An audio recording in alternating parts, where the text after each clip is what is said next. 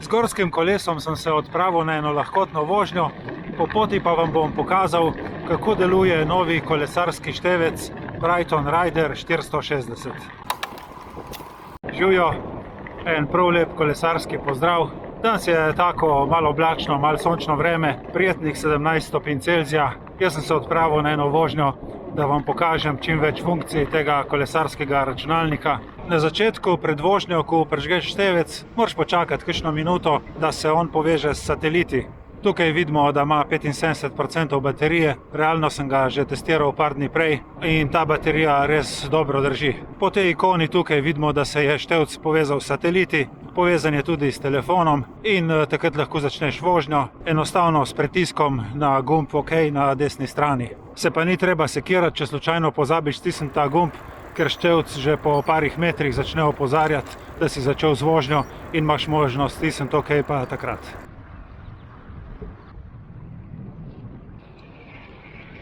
V prejšnjem videu sem omenil, da se teh podatkovnih polj verjetno ne zna nastavljati. To ni res. Kasneje sem ugotovil, da v aplikaciji Brighton Active lahko nastaviš več zaslončkov in različna polja, pač po lastni želji in glede na to, kakšne senzorje imaš. Jaz sem si tako v tej aplikaciji potem nastavil 3 zaslone. Na prvem imam tiste osnovne podatke glede hitrosti, časa, srčnega utripa in tako naprej. Na drugem zaslonu imam bolj zbirne podatke, povprečno hitrost, povprečen srčni utrip, maksimalno hitrost in podobno.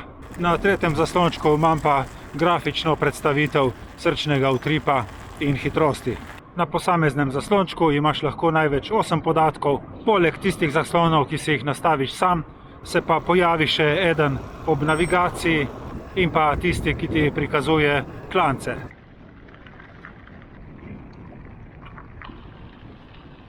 Takoj na začetku vožnje, seveda, če si tako nastaviš v aplikaciji, se sproži tako imenovano sledenje v živo oziroma live track.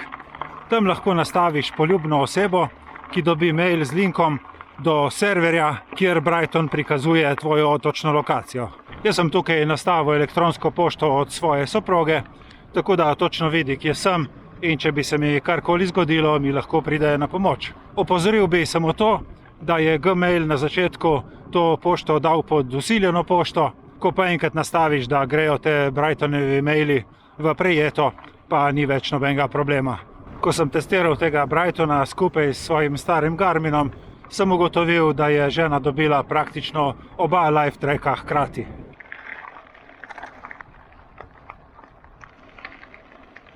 Na tistem testiranju, ko sem dal na specialko oba števca, sem preveril tudi, kako se Brighton upari s senzorji.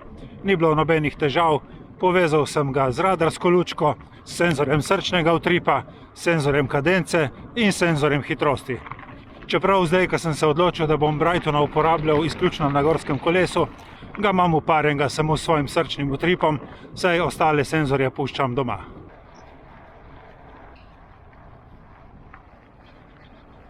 Potem sem preveril, kaj se zgodi, če se slučajno med vožnjo ustaviš in tukaj lahko vidimo, da je števec sam zaznal pauzo, mogoče kakšno sekundo kasneje od Garmina, po ponovnem štartu sta pa praktično oba hkrati spet sprožila vožnjo. Na tisti vožnji sem potem tudi izkoristil, da sem testiral delovanje radarja. Na desni strani števca se prikaže tak črn trak in v njem svetla vozila, kar približno ponazarja položaj vozil, ki prihajajo od zadaj. Ko radar zazna vozilo, števc dvakrat zapiska, če pa se slučajno vozilo približuje z zelo veliko hitrostjo, pa zapiska trikrat. Ko grejo vsa vozila mimo, se števc ponovno oglasi, tokrat zelo na kratko z 2 piski.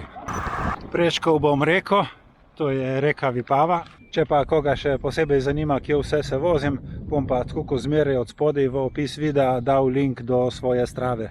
Tako ko se voziš z gorskim kolesom, je precej več tresljajev, ampak tej tresljaji niso tako hudi, da bi števc odpičilo dol z nosilca.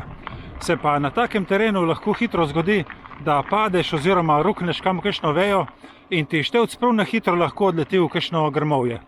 Zato sem jaz že v prejšnjem videu pokazal, da bom pri montaži števca uporabljal to vrvico, da vam kar pokažem, kako imam to zmontirano.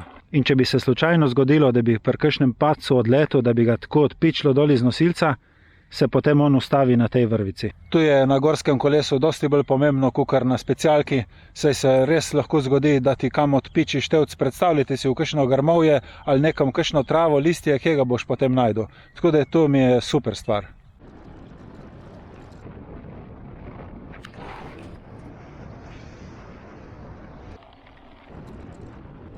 Še ena super funkcija tega števca je prikazovanje obvestil.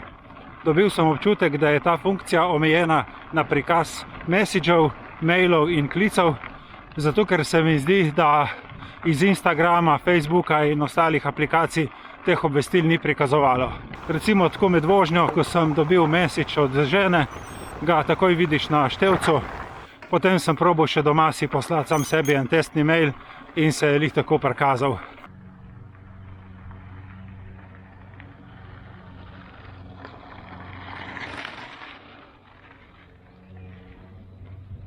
Ena zanimiva funkcionalnost, ki jo je treba omeniti, je navigacija. Razčistiti moram takoj. Ta števc nima navigacije, navigacije nima niti Brighton Active aplikacija. Navigacijo imajo Brightonovi serverji, ti od tam potem s telefonom kreiraš progo oziroma si poiščeš pot do nekega kraja, to pa potem s telefonom preneseš na števec. Števec od vse te navigacije prikazuje tisto kreirano pot. Ima tudi prikaz posameznih križišč, tako da se lažje orientiraš, če si v dvomih, a zavijaš prav ali ne. Ampak levo in desno ostalih cest pa ne prikazuje, jih samo nakaže. Jaz sem to preskusil kar tako med vožnjo, sem si nastavil en kraj do Gradiške in navigacija je zrisala pot in me peljala v pravo smer. Vmes sem pa potem namenoma zavil proč z načrtovane poti, in je števec zelo hitro sporočil, da sem off-route, potem pa je pokazal napis rerouting. Takrat bi mogel telefon najti novo pot in tle se pokaže mogoče ena velika slabost te navigacije in to je ta, da če imaš slab signal, potem telefon ne bo najdel nove poti. Jaz sem vztrajal kakšni 2 minuti, potem pa sem pač tisto navigacijo prekinil in šel svojo pot naprej. Zato bi jaz tukaj v tem segmentu svetoval pač določeno mero previdnosti oziroma kanček zdrave pameti, da se pač ne moreš zanašati, da je to neka samostojna navigacija, ki te bo pripeljala kamorkoli. Če pa imaš dober signal, če je teren pokrit, si lahko s telefonom pomagaš in se rešiš praktično kamorkoli. Opcija je tudi, da kreiraš progo na Stravi ali pa na Komoot in to preneseš v svoj Brighton Active in od tam na števec, tako da lahko tudi posamezne kroge, ki so kreirani drugje, lih tako uporabljaš na števcu.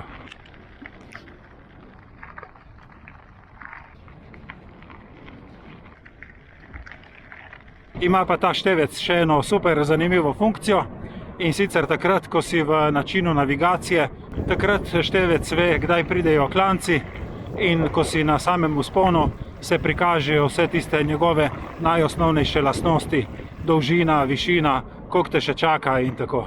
Bom pa dal zdaj tej aplikaciji še eno možnost, kreiral bom eno kratko pot, potem bom namenoma zavil proč z nje in počakal, če bo telefon uspel najti novo povezavo. Evo, zdaj bom še enkrat sprobal navigacijo, tukaj bom napisal kar Sovkan. Signal je v redu, 4G. Zrisalo je progo. Downloadam na števec. Evo, in zdaj imam to na števcu, da sem off-route, ker sem zapeljal na neko gozdno stezo in čakam, če bo začel delati rerouting. Ja, pozitivno me je presenetil. Tokrat je rerouting najdel novo pot, sicer je trajalo kakšne 3 minute, ampak zdaj me usmerja po tej gozdni cesti, za katero bi kdo lahko tudi rekel, da jo najbrž na zemljevidu sploh ni. Tako da to je pohvalno, vidim, da deluje, tako da imam malo več zaupanja v ta števc, kakor sem ga imel prej. Potem sem še enkrat zapeljal z napačne poti, videl, da je števec opozoril, da nisem več na progi, naredil novo preračunavanje in že po nekaj sekundah najdel pravo pot. Tako da dela ok, mogoče res na tisti gozdni stezi rabi malo več časa, tako na asfaltu pa je bilo manj kot v pol minute.